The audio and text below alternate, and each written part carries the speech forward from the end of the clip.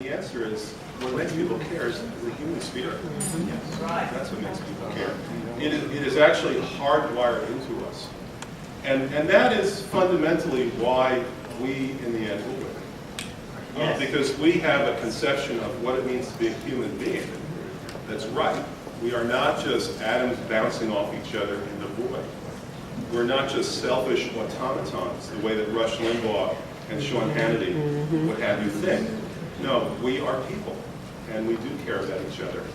We are progressives. Yeah.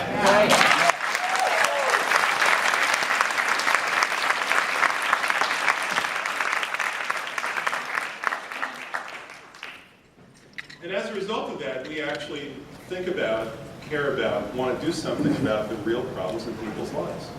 Now, in the past few weeks, I've been shaking things up a little bit.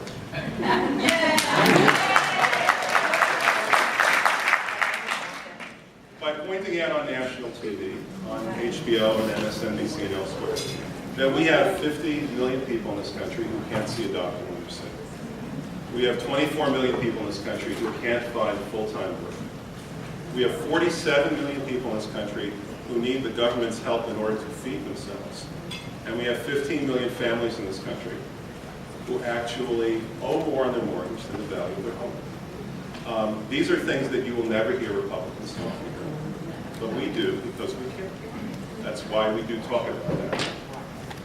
I pointed out that the United States now has the 5th most unequal distribution of wealth in the entire world.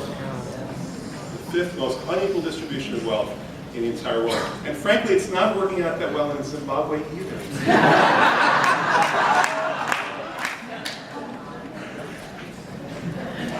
And that we are drowning in debt and becoming debt slaves. Slaves to our debt. We wake up every morning, do our best to pay all of our bills, and end up a little further behind every single day. That's the truth of the matter. And these are things that you will never hear Republicans talking about because they're much more interested in seeing the president's birth certificate. They're much more interested in deciding whether the president is a communist or a fascist. They make up their minds.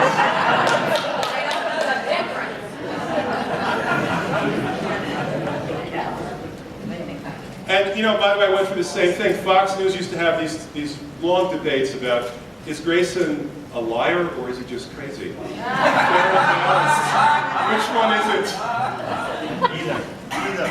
They become obsessed with these questions that have nothing to do with the fundamental values and needs in our lives.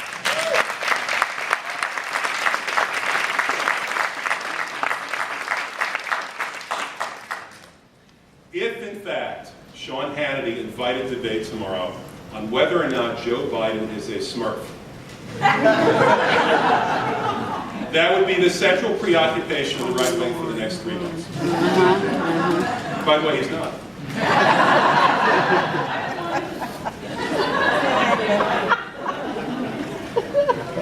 So we're different because we actually concentrate on the things that matter in people's lives.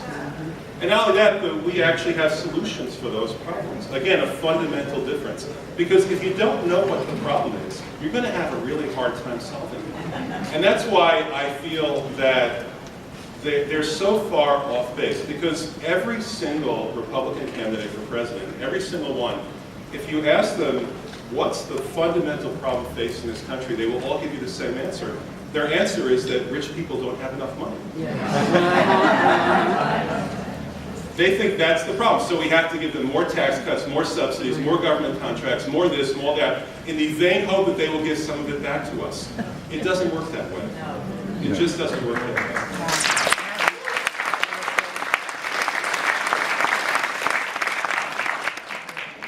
Possible exception is Mitt Romney. He actually probably does know better than that, but he realizes he can't say anything different because then he wouldn't get the nomination and he wouldn't be president.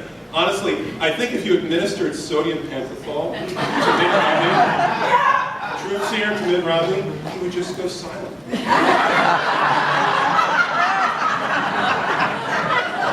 Say nothing.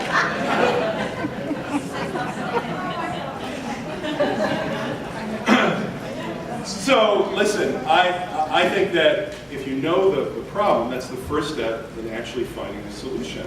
And we do have solutions. And I used to take a lot of back talk from the Republicans because I would point out that they've got nothing. And they criticize me for pointing that out. And I'd say, look, it's not my fault you got nothing. Go get something.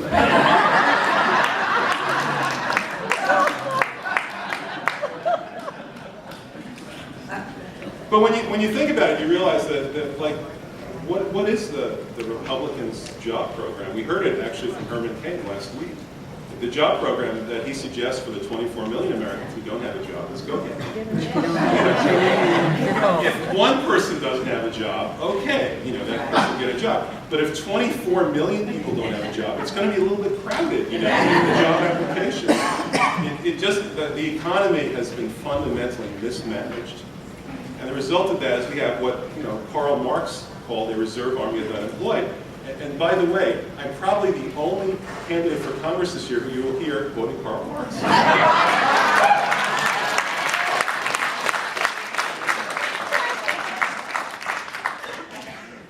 He pointed out that if you reach a point where there's so many unemployed, it doesn't just affect the unemployed, it affects the employed, because the employed are always worried about losing their job, and in fact can be replaced by someone who's cheaper and more desperate than they are. If you're making $12 an hour and there's unemployed people who have to work for $8 to survive, then your employer will get rid of you and replace you with somebody who is willing to work and has to work for $8 an hour. And that's fine with the Republicans because they say that if you're making $8 an hour, it's because you want to make it. That's what you actually want in your heart. So it's okay with them. Look, what is the Republican plan for health care? I think you all know my answer to that.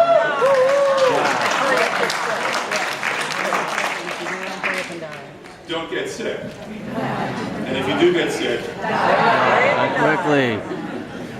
I haven't heard it yet, but I'm pretty sure I know what the Republican plan for hunger is. It's Don't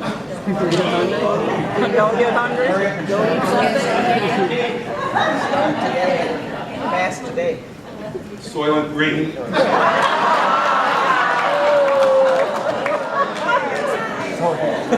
That's actually a twofer. So that's a twofer. Hunger and Social Security. So, look, our answers are simple. We realize that, think about this, we realize that we spent $157 billion last year on the wars in Iraq and Afghanistan, and thank God at least one of them is coming to an end soon.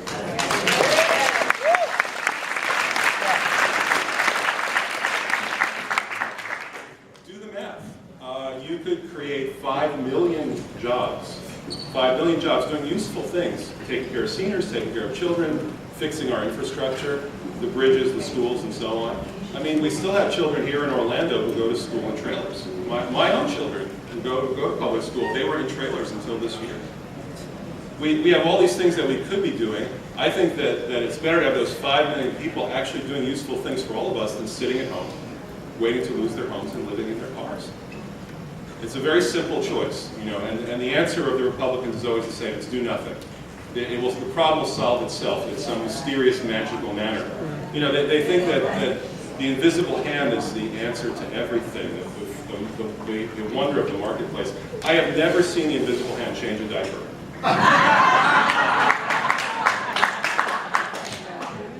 Never seen that.